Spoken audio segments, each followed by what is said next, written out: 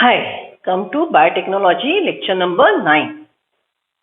Previous lecture का ही diagram है, briefing करते हैं, आगे चलते हैं. सी what we are facing, what are like main concern facing problem is how to separate a recombinant from non-recombinant. And there is one more word, how to avoid use of transformants. देखो, recombinant, non-recombinant, transformants, right? So we are dealing how to separate them. So हमने पूरा एक review ले लिया कि अभी तक हमने कैसी प्रोसीजर की. For DNA recombinant technology, we require target DNA, then a vector vehicle, and we are supposed to get a recombinant DNA and insert into the host. And by following entire this complicated process, we should be very much assured. Okay, our method should be very much accurate, so that the organism which is selected is really genetically modified one, it is recombinant one. Okay, so हमको वो देखना है, right? So first we require target DNA. तो हमने donor cell लिया, donor cell का lysis कर दिया, क्रोमोसोम निकाले, क्रोमोसोम में का हिस्टोन नॉन हिस्टोन आरएनए निकाल दिया, राइट? डीएनए ले लिए, डीएनए के लंबे लंबे जो थ्रेड्स थे, number of DNA equals to number of chromosomes, right? So we cut it by restriction endonuclease and we get different length fragments. Okay, DNA के अलग अलग टुकड़े अलग अलग लेंथ के, जिनके एंड स्टिकी थे. हमने स्क्रीनिंग किया और स्क्रीनिंग के बाद हमने टारगेट डीएनए को आइसोलेट किया, right? Now this target DNA should be ligated attached to plasmid because plasmid has origin. ये टारगेट डीएनए खुद का मल्टीप्लिकेशन नहीं कर सकता, ये डीएनए होने के बावजूद खुद का रेप्लिकेशन नहीं कर सकता. क्यों? इसके पास ओरिजिन साइट नहीं है. ओरिजिन पे डीएनए पॉलीमरेज एंजाइम अटैच होता है और रेप्लिकेशन प्रमोट करता है, ओके, इनिशिएट करता है. So only target DNA can not replicate, so we have to attach it to particular plasmid. So the plasmid PBr322 which we obtained from E. coli, right? So ये PBr322 को हमने same restriction endonuclease से cut किया और उसको उसमें target DNA डाल दिया. तो प्रैक्टिकली हमने क्या किया? ओके, टारगेट डीएनए आइसोलेट किया, प्लाज्मिड ली, प्लाज्मिड को एक कंटेनर में रख के रेस्ट्रिक्शन एंडोन्यूक्लियस से ट्रीट किया. सो इन दैट सिचुएशन कुछ प्लाज्मिड कट हो गए, कुछ प्लाज्मिड नहीं कट हुए. It is a chance process. फिर ये कंटेनर में हमने टारगेट डीएनए डाल दिया. So the container contain cut plasmid, entire plasmid and a target DNA with sticky end, right? Now cut plasmid का स्टिकी एंड और टारगेट डीएनए का sticky end एक दूसरे को कॉम्प्लीमेंट्री है. So there are chances that they will get attached to each other. Okay, so we continue with this diagram then, that this is a container having recombinant DNA. मतलब जो plasmid ने target DNA उठा लिया वो recombinant plasmid बना. जो plasmid ने target DNA नहीं उठाया, राइट, तो वो इंटैक्ट वैसे ही रहा. So now the container is having the recombinant DNA, that is recombinant plasmid, then a normal plasmid जिसने टारगेट डीएनए नहीं उठाया और इसमें हमने होस्ट सेल डाल दिए. Okay, then what we have all possibilities is that host cell recombinant DNA उठा लेगा, जो हमारे लिए most wonderful बात है, right? या फिर host cell ये non recombinant DNA प्लाज्मिड उठा लेगा, या फिर host कुछ भी ना उठाएगा. So we have three types of host. A host with no plasmid in it, okay, जिसको हमने बोला था normal, non transformant, non recombinant. तो मैंने ब्लैक पेन यूज किया, नॉर्मल M, बराबर. ओके, ट्रांसफॉर्मेंट के लिए T और रिकॉम्बिनेंट के लिए R. लेकिन ये सबके सब एक कंटेनर में हैं, तो उनको हमने सेपरेट कैसे किया? ये सबके सब एक कंटेनर में हैं, उनको हमने सेपरेट कैसे किया? उसके लिए ये जो मिक्स सस्पेंशन था उसको हमने पेट्री प्लेट पे स्मीयर किया, उसको हमने पेट्री प्लेट पे ग्रो किया, टिश्यू कल्चर किया. So all that suspension is spread on the bacteria, that is tissue cultured. Okay, now that is a very dilute solution. So all the bacteria are separated, single bacteria वहां पे isolate हो गए. उनको media food मिला तो उन्होंने replication शुरू किया और एक बैक्टीरिया से हमको एक बैक्टीरियल कॉलोनी मिली. अगर ये बैक्टीरिया रिकॉम्बिनेंट है तो रिकॉम्बिनेंट बैक्टीरिया से रिकॉम्बिनेंट कॉलोनी मिली। अगर ये नॉर्मल है तो नॉर्मल बैक्टीरिया से नॉर्मल कॉलोनी मिली, और ये ट्रांसफॉर्मेंट है तो ये हमको ट्रांसफॉर्मेंट कॉलोनी मिली, जिसके पास प्लाज्मिड है। ट्रांसफॉर्मेंट के पास प्लाज्मिड है, लेकिन ये जिसके पास टारगेट डीएनए नहीं है। सो मैंने 3 कलर यूज किए। रेड वाला transformed but non recombinant, normal वाला ना ट्रांसफॉर्म्ड है ना रिकॉम्बिनेंट है, उसने प्लाज्मिड ही नहीं उठाया, और ये रिकॉम्बिनेंट। ठीक है, सो ऐसे मैंने 3 प्योर कल्चर बनाए। अब 3 टेस्ट ट्यूब है मेरे पास, आर टेस्ट ट्यूब रेड वाली, एन टेस्ट ट्यूब ब्लैक वाली, और टी टेस्ट ट्यूब ब्लू वाली। ओके, अब मुझे ढूंढना है कि कौन से प्रकार का सेल क्या है। तो हमने 3 प्रकार के मीडिया डिजाइन किए, right. One media contain ampicillin plus tetracycline, other media contain only ampicillin, and the third media contain only tetracycline. Okay, now very important point to be noted is that ये experiment में हमने क्या किया था, plasmid को यहाँ पे cut किया था, तो यहाँ पे एम्फिसिलिन रेजिस्टेंट जीन है। So we cut a plasmid at ampicillin resistant gene, so ampicillin resistant gene is destroyed. Okay, और यहाँ पे हमने टारगेट डीएनए डाल दिया। इसका टेट्रासाइक्लिन रेजिस्टेंट जीन इंटैक्ट है, एम्फिसिलिन रेजिस्टेंट जीन खो गया, वैनिश्ड, राइट। ओके, सो अब ये जो रिकॉम्बिनेंट डीएनए है, ओके, ये रिकॉम्बिनेंट डीएनए, ये डीएनए के एम्फिसिलिन रेजिस्टेंट जीन की जगह उसको तोड़ के हमने टारगेट डीएनए डाला है। तो ये रिकॉम्बिनेंट ने एम्फिसिलिन रेजिस्टेंट जीन की एबिलिटी खो दी, right. This is what we know. Why? Because हमने कौन सा रेस्ट्रिक्शन एंडोन्यूक्लियस डाला था वो हमको प्रैक्टिकल में पता है। Clear, right. So we have T test tube, N test tube, R test tube with those particular bacteria. Now we have to find out which one contains the recombinant one. So हमने सबसे पहले okay, normal ये cell लिया। Okay, इसके पास एक भी plasmid नहीं है, तो ये एम्फिसिलिन टेट्रासाइक्लिन उस पे भी मर गया, ओनली एम्फिसिलिन पे भी मर गया, ओनली टेट्रासाइक्लिन पे भी मर गया। N stand for this test tube. Okay, तो ये टेस्ट ट्यूब की कैरेक्टरिस्टिक फीचर क्या है? The bacteria present in this test tube will be killed on all the petri plates. Okay, the next one T cells, मतलब ये वाला, इसके पास ये प्लाज्मिड है, नॉर्मल वाला, जिन्हें कोई की टारगेट डीएनए नहीं उठाया। ये नॉर्मल प्लाज्मिड है, मतलब इसके पास एम्फिसिलिन और टेट्रासाइक्लिन दोनों रेजिस्टेंट जीन बरकरार है। So it grows on tetracycline वाले मीडिया पे, right. This T cell will go on ampicillin plus tetracycline दोनों पे, सिर्फ एम्फिसिलिन पे और सिर्फ टेट्रासाइक्लिन, सब पे वो ग्रो होगा। ओके, सो ये दोनों कैरेक्टर हमको नहीं चाहिए। हमको ये चाहिए जिसका एम्फिसिलिन रेजिस्टेंस डिस्ट्रॉय हुआ है, टेट्रासाइक्लिन रेजिस्टेंस बरकरार है। So how we checked it? When we grow this bacteria on ampicillin plus tetracycline, it is killed because ampicillin will kill it, right. Okay, only ampicillin पे भी ये मर जाएगा क्योंकि एम्फिसिलिन रेजिस्टेंट का जीन डिस्ट्रॉय हो चुका है। ओनली टेट्रासाइक्लिन वाला जो है उस पे ये जिंदा रहेगा। क्यों? क्योंकि टेट्रासाइक्लिन रेजिस्टेंट जीन इसका काम कर रहा है, एम्फिसिलिन रेजिस्टेंट जीन इसका डिस्ट्रॉय हो चुका है। Isn't it a complicated and cumbersome process? Okay, तो ये प्रोसेस बड़ी कॉम्प्लिकेटेड है, बड़ी डिफिकल्ट है। ये पूरा एक्सप्लेनेशन है page number 199। Okay, let us read NCERT page number 199 to match the content with the theory given in NCERT. Before reading the content, let us consider opposite situation. What is opposite? What we did? देखो मैंने diagram change कर दिया है। यहाँ पे हमने ampicillin resistant gene को यहाँ पे कट किया था, अब टेट्रासाइक्लिन रेजिस्टेंट जीन को कट करते हैं। Okay, so what we did?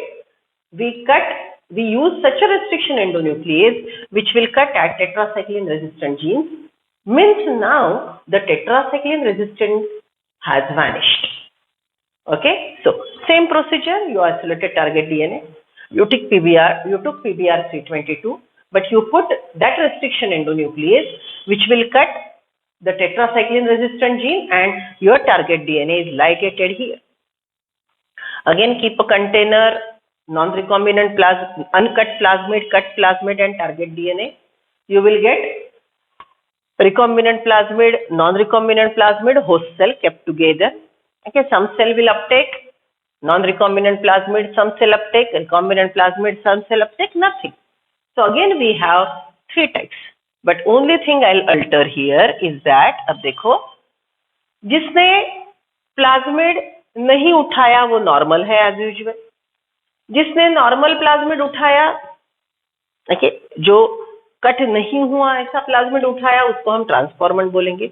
अब ये जो रिकॉम्बिनेंट है, ये रिकॉम्बिनेंट वाला, इसका क्या हो गया है, इसका टेट्रासाइक्लिन रेजिस्टेंस वैनिश हो गया,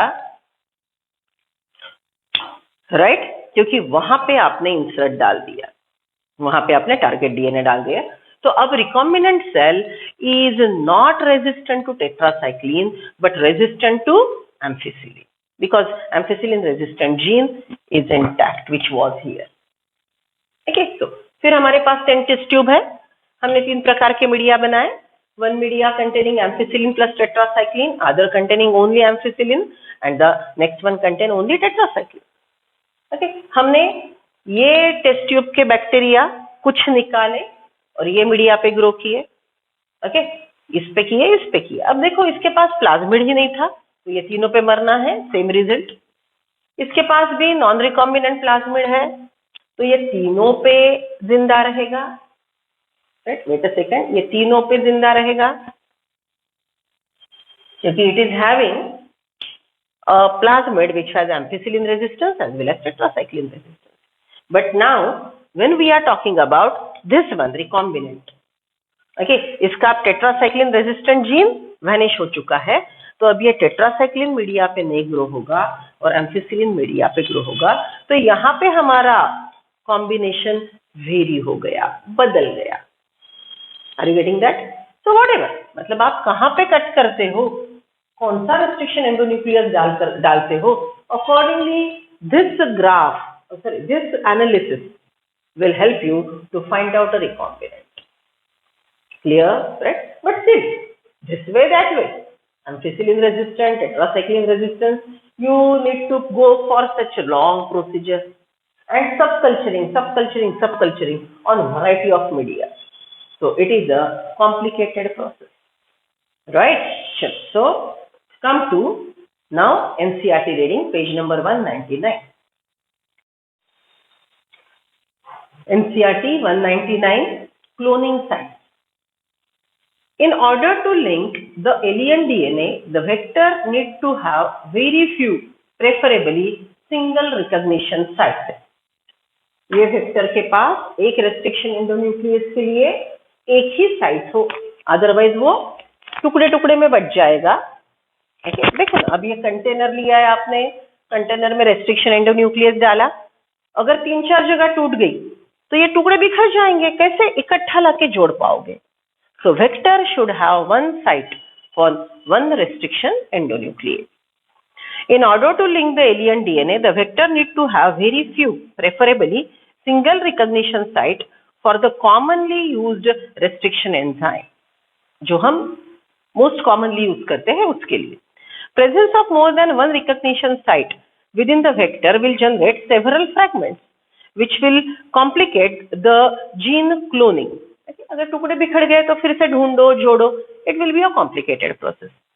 The ligation of alien DNA is carried out at a restriction site present in one of the 2 antibiotic resistant genes. Ligation मतलब टारगेट डीएनए जोड़ना, या तो टेट्रासाइक्लिन रेजिस्टेंट या एम्फिसिलिन रेजिस्टेंस, ये दोनों में से एक जगह करेंगे. So either or, ध्यान में रखो, as I said, I am a PBR322 ampicillin resistant gene, tetracycline generation, दोनों नहीं तोड़ोगे.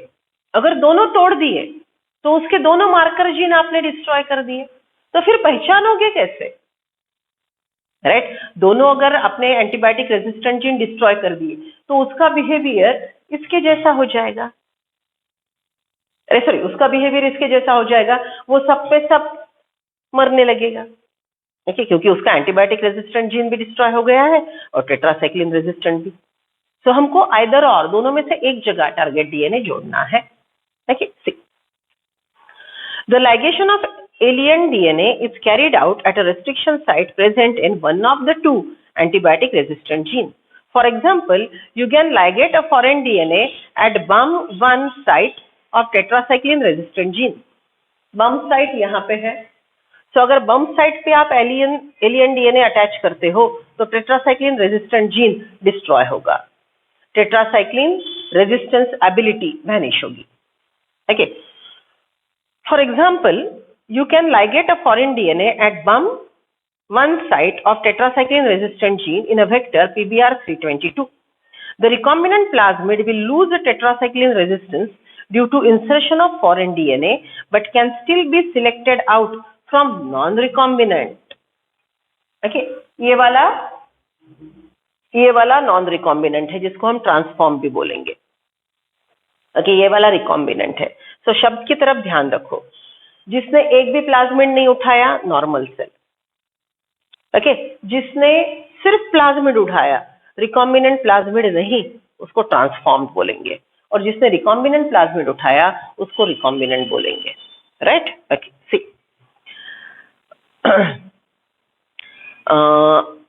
the recombinant plasmid will lose tetracycline resistance due to insertion of foreign DNA but can still be selected out from non-recombinant ones by plating the transformant on tetracycline containing media. Plating a transformant on tetracycline containing media. So tetracycline containing media पे grow करने के बाद हमको ये combination मिलेगा. दोनों antibiotic पे मर गई, एम्फिसिलिन पे जिंदा है बैक्टीरियल कॉलोनी और टेट्रासाइक्लिन पे भी मर गई. अगर ये कॉम्बिनेशन है तो ये test tube okay recombinant bacteria contain करती है. The test tube is containing recombinant bacteria which gives results like this. The transformant growing on ampicillin containing media are then transferred on a media containing tetracycline. Okay, ampicillin resistant पे grow किया, फिर tetracycline resistance पे grow किया. Right? Okay. But non-recombinant will grow on a media containing both antibiotics. Okay, ये वाला non-recombinant वाला grow in all the antibiotics क्योंकि इसके पास ये प्रकार की प्लाज्मिड है. In this case, one antibiotic resistant gene help in selecting the transformants where the other antibiotic resistance gene gets inactivated due to insertion of alien DNA and help in selection of recombinants. Okay, transformants, recombinants. Okay, ये फर्क है. ये फर्क की वजह से हम transformant और रिकॉम्बिनेंट के बीच में अंतर कर सकते हैं, but this process is very complicated. So one more modified method is discovered. Let us see what is that.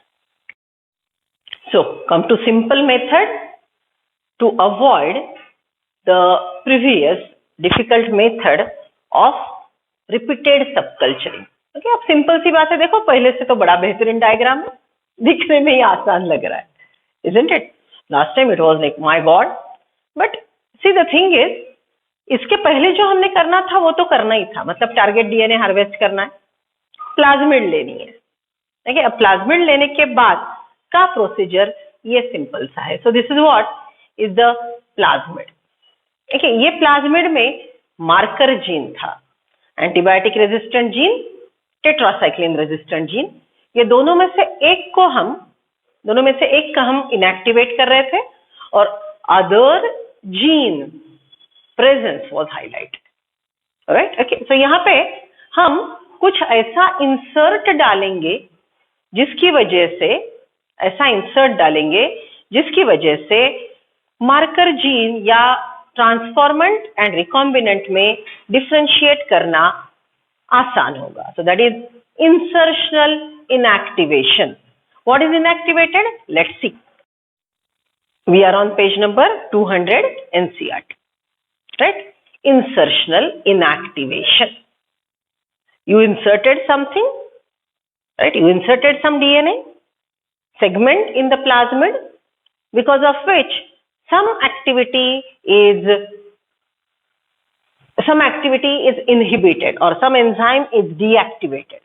So that is insert की वजह से enzymatic activity arrest हो गई, enzyme inactive हो गया because of presence of insert. The enzyme is made inactive, is insertional inactivation. Okay, एक बार देख लो पूरा diagram.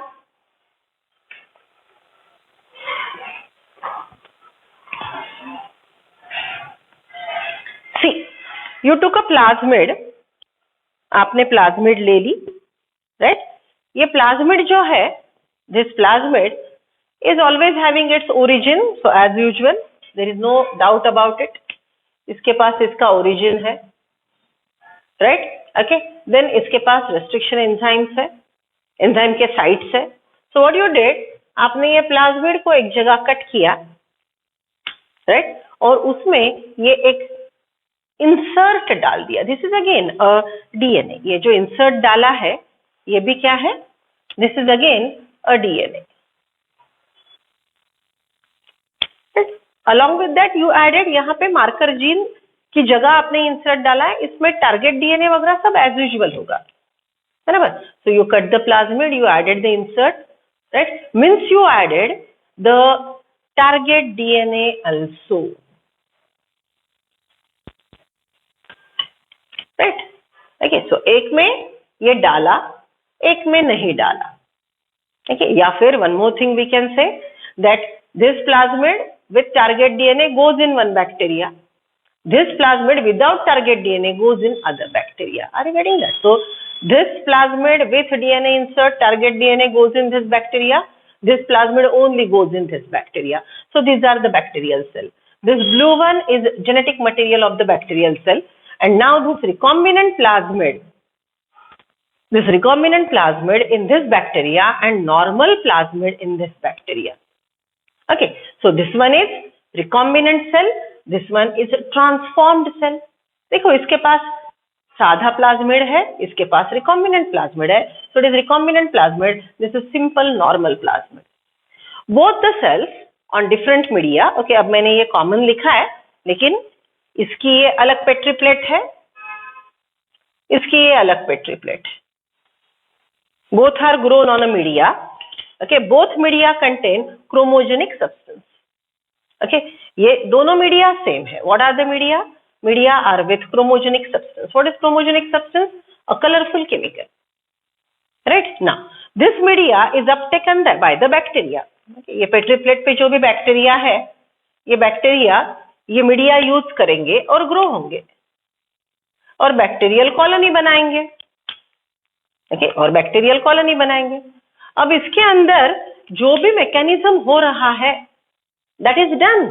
What you could see is that the bacterial colony which is having recombinant cells. Okay, ये petri plate जिस पे recombinant cells की bacterial colony है, okay, वो bacterial colony colourless होगी. So this is no color to the colonies. Recombinant bacteria's colonies are colorless. Okay, ये chromogenic substance, ये देखो ये क्रोमोजेनिक सब्सटेंस मीडिया में है. ये बैक्टीरिया ने वो क्रोमोजेनिक सब्सटेंस यूज करके खुद को कलरफुल नहीं बनाया. ओके, ये बैक्टीरिया ने क्रोमोजेनिक मटेरियल यूज करके खुद को कलरफुल केमिकल नहीं बनाया. कलरफुल नहीं बनाया मीन्स व्हाट? ये जो आपने इंसर्ट डाला था, ये इंसर्ट ने एक एंजाइम को डीएक्टिवेट किया. Because the enzyme is deactivated, the chromogenic substance is not used. Right? Chromogenic substance cannot be used, and as chromogenic substance is not used, not processed, the bacterial colony remain colorless. Okay, what is other option? फिलहाल ये समझाया नहीं है. Hold on. What is other option? ये bacteria, इसके पास normal plasmid है. Normal plasmid के पास वो एंजाइम बनाती है, ये प्लाज्मिड वो एंजाइम बनाती है. Right? That enzyme beta-galactosidase. What is the name of the enzyme? Beta-galactosidase. So this plasmid prepare the enzyme beta-galactosidase, which uptake the chromogenic substance. Okay, so ये bacteria को आपने ये मीडिया पे ग्रो किया, media पे chromogenic substance है. Chromogenic substance ये plasmid ने यूज किया. प्लाज्मिड के बीटा गैलेक्टोसाइडेज एंजाइम ने प्रोसेस किया, जिसकी वजह से ब्लू कलर बना, hence the colony is blue in colour.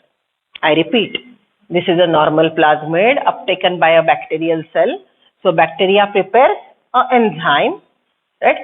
That enzyme which is present in bacteria is reacting with a chromogenic substance which is absorbed by the bacteria, right? And the chromogenic substance is processed, and because of which the bacteria become blue in color. Normal plasmid bacteria के अंदर, bacteria grow हो रहा है media के ऊपर, media का chromogenic substance bacteria ने absorb कर लिया, बैक्टीरिया के अंदर क्रोमोजेनिक सब्सटेंस को प्रोसेस करने वाला एंजाइम बीटा गैलेक्टोसाइडेज है. Only beta galactosidase is synthesized in the bacterial cell. So this beta galactosidase will process the chromogenic substance and make the bacterial colony blue. So what is simple diagnosis? आपने क्या ध्यान में रखना है? Okay, as a beginner अगर आपने experiment शुरू किया तो आपने ये प्लाज्मिड लिया, इसमें इंसर्ट डाला, whatever process happened, अगर बैक्टीरिया कलरलेस है तो वो रिकॉम्बिनेंट है, बैक्टीरियल कॉलोनी अगर कलरफुल है तो वो क्या है? नॉन रिकॉम्बिनेंट है. मतलब हमारे काम का रिकॉम्बिनेंट सेल ये है. Isn't it a simple method? Previous method और ये मेथड को कंपेयर करो. Okay, isn't it previous method is very complicated, right? Now, what actually happens here? Okay, see, this cell knows how to prepare beta galactosidase. बराबर, ये जो cell है, ये cell के अंदर का, ये दोनों बैक्टीरिया एक ही है ना, ये दोनों बैक्टीरिया के अंदर एक डीएनए है, यहाँ पे भी और यहाँ पे भी डीएनए का एक सेगमेंट है. ओके, जीन है ऐसा बोल सकते हैं हम. This is a bacteria, this is genome of a bacteria. This star is gene. Okay, this star is gene which knows how to prepare beta galactosidase. Beta galactosidase enzyme has ability to process the chromogenic substance. Media से chromogenic substance जो cell के अंदर आएगा उसको process करने की क्षमता beta galactosidase के पास होती है, right? So beta galactosidase will process the chromogenic substance and make it blue in colour. So as blue color is synthesized in the bacterial cell, bacteria appear blue. Okay, this is a normal process. Now what you did? ये plasmid में आपने एक ऐसा insert डाला, ये वाला. Okay, ये insert alpha galactosidase बनाता है. ओके, सी, जीनोमिक डीएनए बीटा गैलेक्टोसाइडेज बनाता है, प्लाज्मिड अल्फा गैलेक्टोसाइडेज बनाता है या अल्फा पार्ट बनाता है. When alpha attaches to this beta galactosidase, the total enzyme is inactive. In presence of alpha, the beta galactosidase is inactive. So in this cell, because of the insert, because of presence of alpha galactosidase, beta galactosidase activity is stopped. Okay, so because of insert, enzyme beta galactosidase is made inactive, which cannot process the chromogenic substance, and the bacteria cannot develop blue color, hence the bacteria become colorless. So this is insertional inactivation by which we can differentiate recombinant and transformant. समझ रहे हो? So चलो, come to NCERT reading, insertional inactivation, page number 200. Yeah, page number 200, first paragraph. Selection of recombinants due to inactivation of antibiotic is a cumbersome process because it requires simultaneous plating. एक antibiotic resistant gene tetracycline को inactivate करो, ampicillin को रखो या vice versa, ये करना बड़ा complicated है, कुम्बरसम प्रोसेस है, राइट? एंड उसमें बार बार टिश्यू कल्चर, मतलब एक प्लेट दूसरी प्लेट, ऐसे बार बार सब कल्चरिंग करना पड़ता है. Therefore, alternative selectable marker have been developed which differentiate recombinant from non-recombinant.